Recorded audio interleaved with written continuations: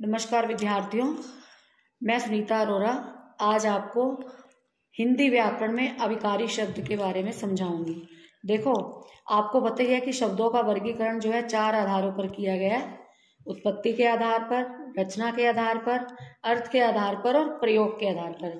प्रयोग के आधार पर शब्दों को 2 वर्गों में बांटा गया है, विकारी और अविकारी। विकारी का मतलब जिसमें कोई परिवर्तन ना हो, बदलाव ना हो, विकार उत्पन्न ना हो। तो अविकारी शब्द वे होते हैं जिनमें लिंग, वचन और कारक आदि के कारण कोई परिवर्तन नहीं होता, तो उनको अविकारी और या अव्यय शब्द कहते हैं। तो ये जो अविकारी या अव्यय होते हैं ये 5 प्रकार के होते हैं। नंबर 1 क्रिया विशेषण, संबंध बोधक, समुच्चय बोधक, विस्मय आदि बोधक और निपात। जो है क्रिया क्या होता है, क्रिया कहाँ, कब और कैसे उतनी हुई, इस प्रकार की जानकारी देने वाले शब्द क्रिया विशेषण कहलाते हैं। क्रिया विशेषण अव्यय कहलाते हैं या क्रिया विशेषण अविकारी शब्द कहलाते हैं। तो ये ध्यान रखना, विशेषण और क्रिया विशेषण में क्या फर्क है। विशेषण जो है वो संज्ञा और सर्वनाम की विशेषता बताते हैं, और जो क्रिया विशेषण है, क्रिया विशेषण में क्रिया की विशेषता बताई जाती है, काम हो कैसे रहा है। तो क्रिया विशेषण के भी 4 भेद होते हैं, स्थानवाचक विशेषण, स्थानवाचक क्रिया विशेषण, कालवाचक क्रिया विशेषण, रीतिवाचक क्रिया विशेषण और परिमाणवाचक क्रिया विशेषण। स्थानवाचक क्रिया विशेषण में क्रिया के स्थान का संकेत करने वाले क्रिया विशेषण स्थानवाचक क्रिया विशेषण होते हैं। इसमें जैसे कहाँ लगाकर प्रश्न करने का उत्तर में मिलने वाला शब्द स्थानवाचक क्रिया विशेषण कहलाता है।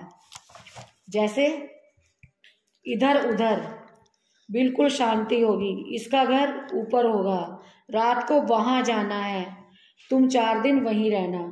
ये जो है इधर उधर, वहीं, वहां, ऊपर, ये सब क्या है, स्थान का संकेत कर रहे हो, तो इसलिए स्थानवाचक क्रिया विशेषण होंगे। और आपने देखा होगा इधर उधर का कोई लिंग नहीं होता, कोई कारक नहीं होता, बाहर भीतर का कोई कारक नहीं होता, कोई लिंग नहीं होता। तो ये जो है क्रिया की विशेषता बता रहे हैं। दूसरा क्रिया विशेषण का भेद है कालवाचक। काल मतलब समय, कालवाचक विशेषण क्रिया कब हुई, कब घटी, उसका संकेत देने वाले, उसकी जानकारी देने वाले कालवाचक क्रिया विशेषण होते हैं। मैं कल 9 बजे काम से लौटा, आजकल घर पर कोई नहीं रहता, मैं खाना चाहती थी तभी घंटी बजी। ये जो कब, कल, आजकल, ये हमें समय का पता दे रहे हैं कि क्रिया किस समय घटी। तो ये इसको हम कहेंगे कालवाचक क्रिया, मतलब समय, जिससे समय का पता चले क्रिया किस समय घटित हुई। तो ये क्रिया विशेषण का जो है दूसरा भेद है, कालवाचक। तीसरा है रीतिवाचक। रीति मतलब ढंग, क्रिया हुई किस प्रकार से, उसका ढंग क्या था। तो क्रिया कैसे तथा किस प्रकार हुई ये बताने वाले शब्द क्रिया की जो विशेषता बताते हैं उसे रीतिवाचक क्रिया विशेषण कहते हैं।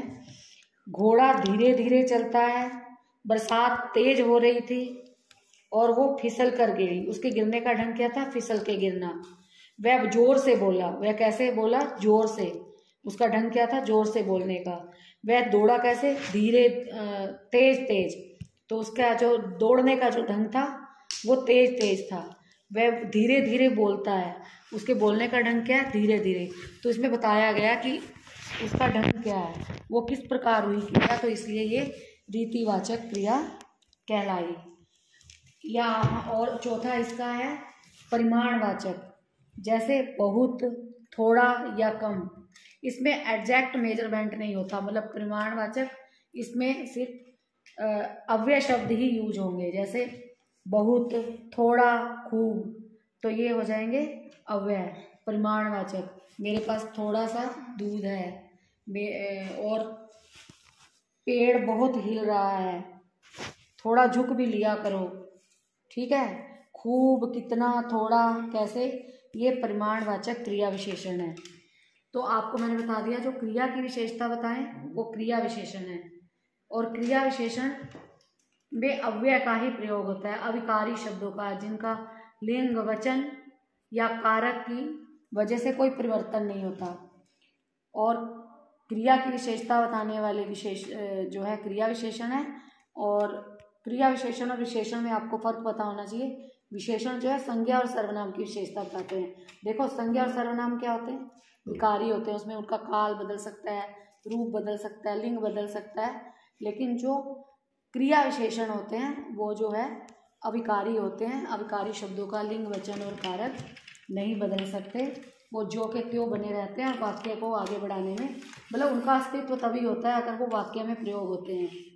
तो जो है इसके जो अगले भेद हैं मैं आपको अपनी अगली वीडियो में समझाऊंगी, तो आपको समझ में आ गया होगा। अविकारी शब्द जो है वो शब्द होते हैं जिनमें किसी प्रकार का विकार, परिवर्तन या बदलाव नहीं होता, वो वाक्य में ज्यों के त्यों बने रहते हैं। और इसके 4 भेद होते हैं, क्रिया विशेषण, संबंध बोधक, समुच्चय बोधक, विस्मय आदि बोधक और निपात। हमने पढ़ा कि क्रिया विशेषण जो है क्रिया की विशेषता बताते हैं, और क्रिया विशेषण के भी 4 भेद बताए, स्थानवाचक क्रिया विशेषण, कालवाचक क्रिया विशेषण, रीतिवाचक क्रिया विशेषण और परिमाणवाचक क्रिया विशेषण। धन्यवाद।